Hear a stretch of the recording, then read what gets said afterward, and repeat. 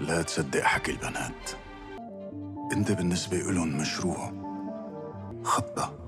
بالأخير هالشي ما رح يكون إلا نزوة، وما تآمن حتى بإحساسك، لأن ما في شي اسمه حب. عشان تنقذ ابنها من الموت وافقت تدخل في علاقة مع صاحب الشركة اللي بيحتقر الستات كلهم وشايفها مجرد واحدة ما تفرقش عن غيرها ولا يؤمن بشيء اسمه الحب. لكن بعد ما الموضوع اتعرف واتفضحت اكتشف حقيقتها ووقع في حبها. فهل اللي حصل ما بينهم هيلغي اي احتمالية لمستقبلهم مع بعض؟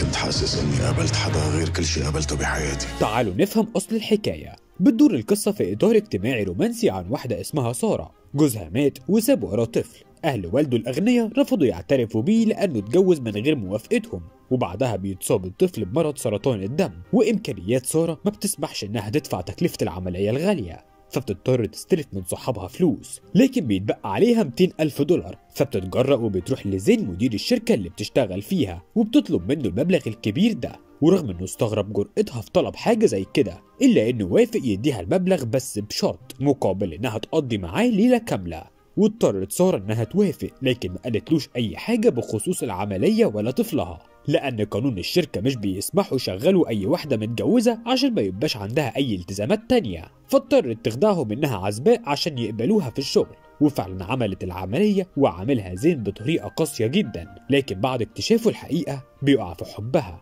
في الأيام الأخيرة اتصدر مسلسل التمن الترند ومواقع التواصل الاجتماعي، والغريب إن السبب ملوش علاقة بمستوى العمل الفني أو الدرامي، لكن كلمة السر هي باسل الخياط. أداؤه العبقري وطبيعة دوره هي اللي سحرت الجمهور ورا المسلسل، لدرجة إن شخصيته في المسلسل سامة أو زي ما بيقولوا توكسيك، لكن واضح إن البنات مركزين مع باسل قوي فحابينه في كل الحالات حتى لو هيطلع سفاح. وده كان السؤال اللي الجمهور اختلفوا فيه، هل شخصية زين سامة أم معقدة؟ ناس شايفة إنه شخص مؤذي بيكسر بخاطر كل اللي حواليه، وناس شايفة إن شخصيته هي نتاج خيانة والده لوالدته والأفكار السامة اللي أمه زرعتها فيه، وده السبب الرئيسي في قسوته وغضبه مع كل الستات اللي حواليه. بس من الآخر أيا كانت الدوافع فباسل نجح جدا إنه يلفت الأنظار ليه. في دقيقة واحدة تقدر تشوف حسرة وندم وغضب وحزن في لغة جسده، وأثبت إنه أشطر واحد يقوم بالأدوار المركبة بمنتهى السلاسة. وحصل الدوشة كبيرة في الحلقة 27 ما بين شخصية كرم وتيمة وهم على اليخت بيضحكوا وبيتكلموا وهم منسجمين لحد ما جمعتهم قبلة، وده اللي عمل جدل كبير على السوشيال ميديا. منهم اللي رحب وما كانش شايف مشكلة في الموضوع، واللي شاف ان ده غير لائق وخادش للحياة وما توقعوش انهم يشوفوا حاجة زي كده في العمل، واللي قالوا احنا بقى عاوزين مشهد زي ده ما بين زين وسارة. يا ترى بقى انت مين فيهم؟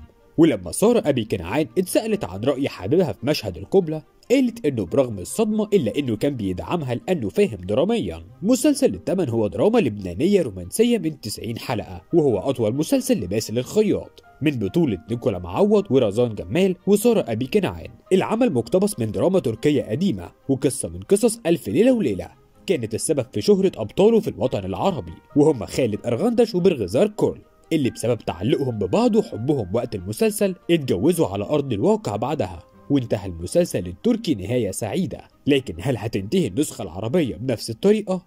قولوا لنا توقعاتكم، وما تنساش تعمل لايك للصفحة عشان يوصلك كل فيديوهاتنا الجديدة.